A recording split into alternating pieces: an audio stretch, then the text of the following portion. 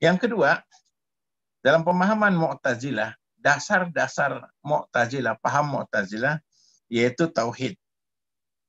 Yaitu tauhid. Cuman memang tauhid dalam konsep mereka adalah tauhid sesuai dengan logika, rasio mereka. Sehingga mereka menolak sifat-sifat Allah Subhanahu wa Ta'ala. Ini paham Mu'tazilah. Yang di sini sama dengan paham Asy'ariyah dan paham-paham yang lainnya. Yang mereka tidak beriman dengan sifat-sifat Allah. Kenapa? Karena kalau mereka beriman dengan sifat-sifat Allah, kata mereka nanti seperti makhluk. Ya, seperti Allah Maha melihat. Mereka terjemahkan berarti kita mengimani Allah matanya sama dengan mata makhluk. Allah mempunyai sifat bicara, nanti Allah punya lidah, punya lisan, dan seterusnya. Kalau Allah Maha mendengar, nanti diterjemahkan Allah punya kuping. Ini pemahaman yang keliru. Namun sayangnya Mu'tazilah yang katanya cerdas, itu justru menolak sifat-sifat Allah. Jadi tauhid menurut mereka hanya sebatas tauhid rububiyah.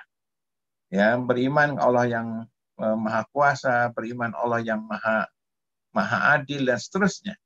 Tapi tauhid sifat-sifat Allah mereka ingkari.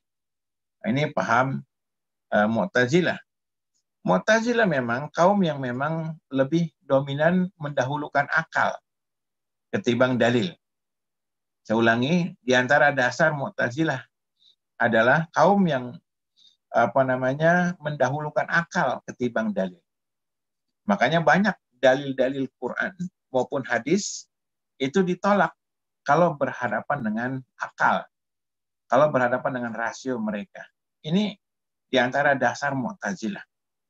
Makanya di antara kaum Mu'tazilah itu banyak menolak beberapa mukjizat para nabi dan para rasul.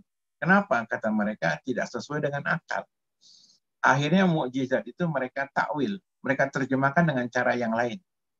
Dan ini sama dengan paham Jahmiyah yang pernah kita bahas. Contohnya kayak kasus Nabi Ibrahim tidak mempan dibakar. Menurut kaum Mu'tazilah, itu bukan Nabi Ibrahim tidak mempan dibakar, tapi yang sebenarnya maknanya adalah Nabi Ibrahim mau dipanas-panasi, mau diprovokasi oleh Namrud.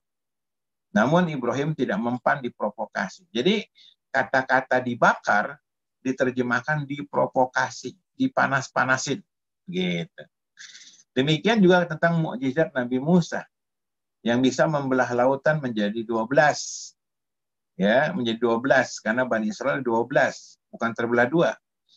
Tongkat Nabi Musa membelah lautan menjadi 12, itu kata Mu'tazilah, kaum Mu'tazilah bukan berarti betul-betul laut terbelah, bukan. Artinya Musa bisa memberikan solusi kehidupan bagi Bani Israel.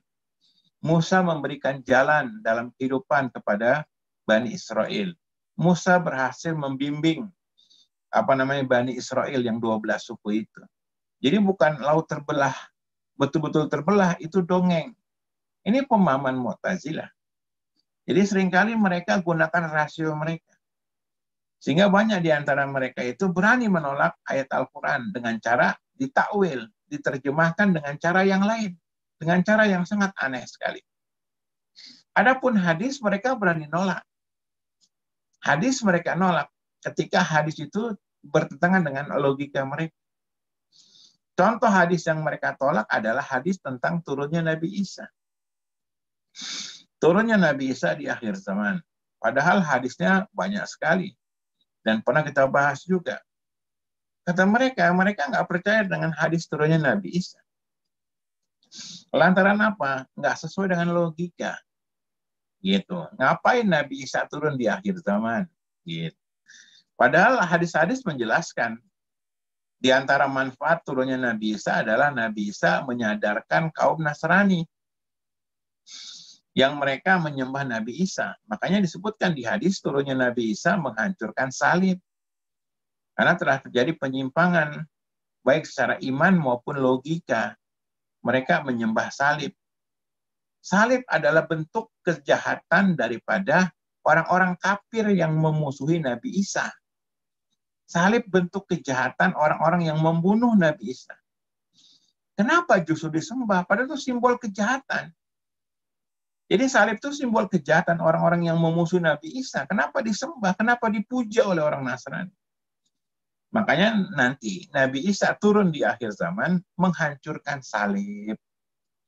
Dan Nabi Isa mengajak manusia untuk kembali kepada ajaran Islam yang dibawa oleh Rasul Shallallahu Alaihi Wasallam. Ini manfaat beriman dengan Nabi Isa. Demikian di antara hikmah turunnya Nabi Isa akan membunuh Dajjal. Dajjal adalah tokoh kesesatan nanti di akhir zaman. Dengan segala macam kehebatannya, Dajjal bisa menipu banyak manusia. Nah, Mu'tazilah juga menolak hadis-hadis tentang Dajjal.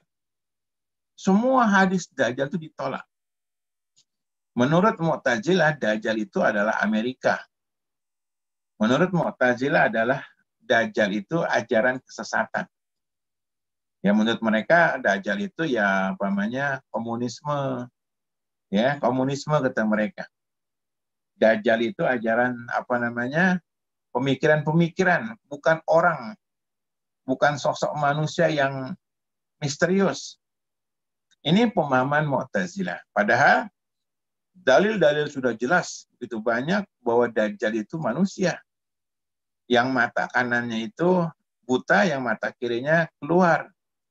Dan di jidatnya ada tulisan kafaro, kafir. Ya, yang rambutnya keriting dan seterusnya. Jadi Dajjal itu manusia yang memang muncul nanti akhir zaman, menyesatkan manusia. Dan ini kita imani, artinya memang jangankan Dajjal, sebelum Dajjal saja banyak orang-orang yang sesat yang jadi panutan manusia. Jadi panutan manusia. Pelaku-pelaku maksiat kita lihat jadi panutan manusia.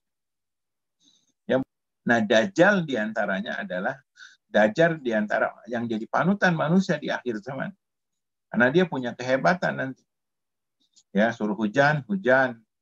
Ya, kemudian bisa menghidupkan yang mati. Nah, sayangnya hadis-hadis Dajjal ditolak oleh Mu'tazilah. Kata kaum Mu'tazilah, ini nggak sesuai dengan logika. Dan ini mirip seperti dongeng. Dan seterusnya. Makanya banyak syariat itu ditolak oleh kaum Mu'tazilah. Alasannya tidak rasio. Jamaah sekalian, paham Mu'tazilah ini laku di kalangan kampus. Kenapa? Di kalangan kampus itu diangkat orang untuk berpikir kritis. Dianggap kalau kampus itu kalau nggak kritis nggak mahasiswa. Dianggap di kampus itu kalau nggak kritis itu nggak insan akademi. Ini keliru. Dalam agama itu ada hal-hal yang harus kita kritisi. Ada hal-hal yang diboleh kita kritis. Seperti misalnya dalam bahasan hadis, ada namanya kritikul hadis. Nakidul hadis. Ya, orang yang mengkritik hadis boleh dikritik. Hadis itu dikritik berarti menilai sahih dan dhaifnya hadis. Dan itu merupakan warisan para ulama. Ketika datang sebuah hadis, boleh kita timbang dengan ilmu mustalahul hadis. Apakah ini hadis benar, apakah ini hadis palsu. Nah, demikian dalam fikih. Orang mengkritik madhab, pendapat di kalangan fuqaha, di kalangan ulama, silakan. Selama daya kritisnya sesuai dengan kaidah usul fikih itu sendiri. Namun ada hal-hal yang baku dalam agama. Yang merupakan bagian daripada hal-hal yang gaib. Hak Allah Subhanahu wa Ta'ala. Ini terkait dengan sifat-sifat Allah. Udah kita imani saja. Allah ada di atas arsnya. Sudah, logika nggak usah diutak-atik.